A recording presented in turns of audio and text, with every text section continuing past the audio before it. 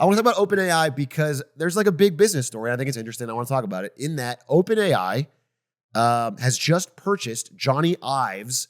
If you don't know who that is, he's the designer of like every major Apple product you might know, especially the look and feel. So I wish I had a list, but like the iPad, the iMac, iWatch, MacBook, almost everything. I would say if you're somebody who's been interested in tech and like especially growth of Apple in the 2000s, Johnny Ive is almost like a deity figure in terms of the value he brought to that company. Yeah, he has that sleek, modern design philosophy. So that sleek, modern scalp right there. Yeah. And he designed, I got it here, iMac, iPod, iPhone, iPad, Apple, in terms of look and feel. He also was deep on how the iOS works, like how the sleek design of that. And that has been hugely credited with giving Apple a unique luxury brand status that allows them to sell higher marked up phones and make $1 gazillion and be the most valuable company in the world. Well, he left Apple a few years back and started his own design firm that hasn't really done that much. It hasn't made a ton of money, some little one-off projects here and there. And then out of the blue, OpenAI bought his company for $6.7 billion. Again, this company made maybe $200 million in revenue and profit almost nothing. It was a really expensive team. So it wasn't like it was worth $6.7 billion, except for it's an acqui-hire basically to get him and his close design team, which means clearly OpenAI is planning to make a physical hardware device. This is the guy's specialty. That's what he wants. That's what he's always been good at. OpenAI is clearly seeing the future is we're going to get out of this Apple system. Because in the post-mobile phone era, two companies, Apple and Google, have kind of dominated all of tech by being the physical device that you have to go through. The physical support system, whether it's the Play Store or the Apple Store. And everything has to pay them a tax. Everyone has to bow and scrape to those two companies. Zuckerberg is talking about this. Facebook's a big company, but they've always been second tier to Apple and Google, who own the product that they have to be delivered on. And so that's why he's so big on the metaverse and trying to make glasses. And he's trying to find any way to get a hardware system out of the Appleverse. But he hasn't been very successful.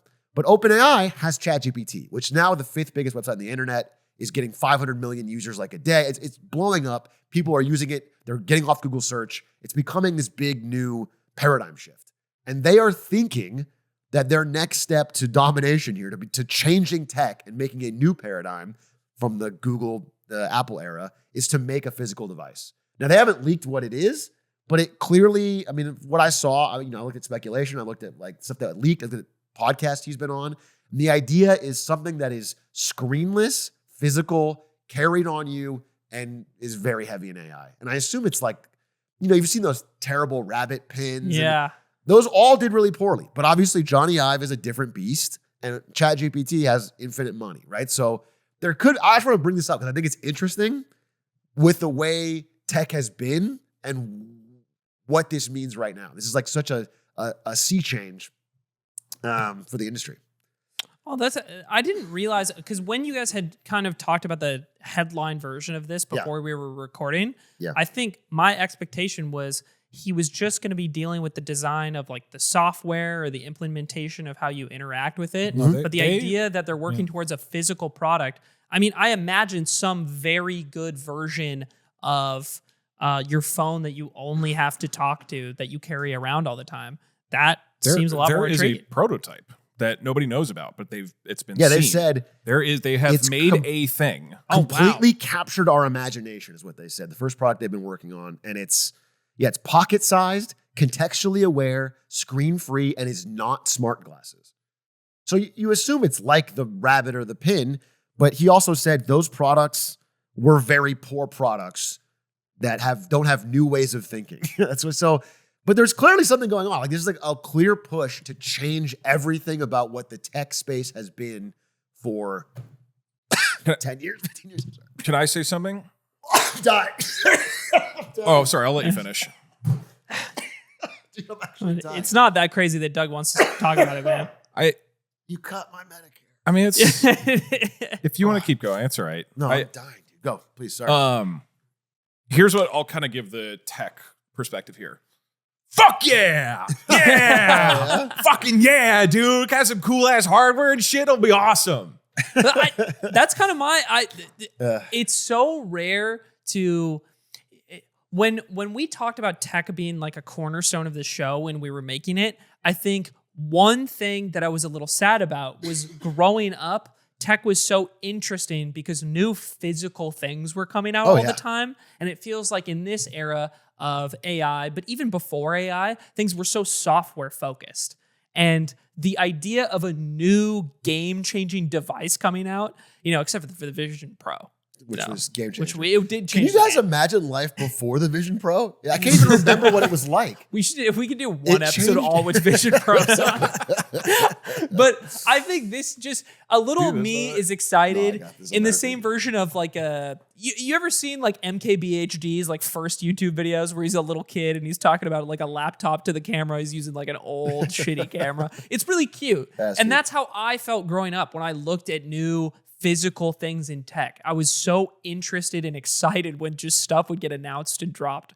And this kind of feels like that now that you've shared it with me. It's like the idea of something new and groundbreaking finally coming out and not just, it's the iPhone 17. Like I feel the same. And there's a general sentiment in like Peter Thiel talked about this where there's like a famous quote he said, which is like, we were promised flying cars and instead we got 140 characters. Meaning that like decades ago, we were like, there's going to be flying cars in a decade or two. And instead, the biggest thing was Twitter, right? And so software has basically dominated the tech industry for the past couple of years.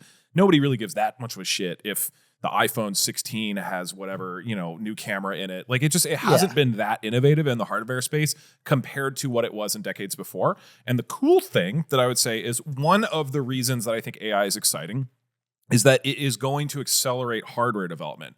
And potentially this is going to come up with what you're talking, but like as an example, self-driving cars, we've talked a little bit about Waymo in the past, and I got that feeling when I got into Waymo. I was like, oh my God, future. I was just pointing at the car and going, future.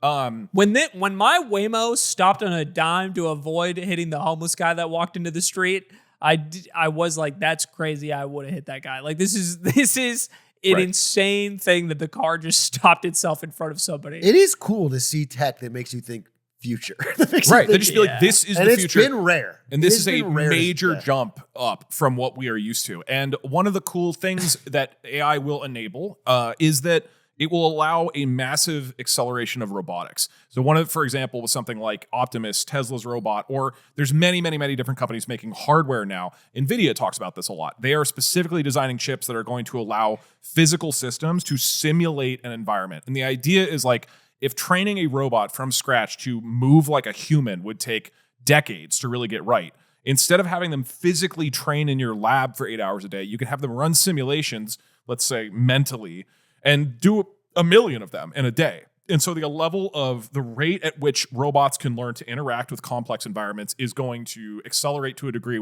that makes all of these things feasible that weren't before. So the idea is you could build a system that can automatically build a house, whereas before that is too complex. So AI is dramatically accelerating robotics. So I think these types of things are going to be much more rapid over the next 10 years. That every year or two, we're going to be like, holy shit, did you see this? And I think you have an example of it. Yeah, it's cool that this links together.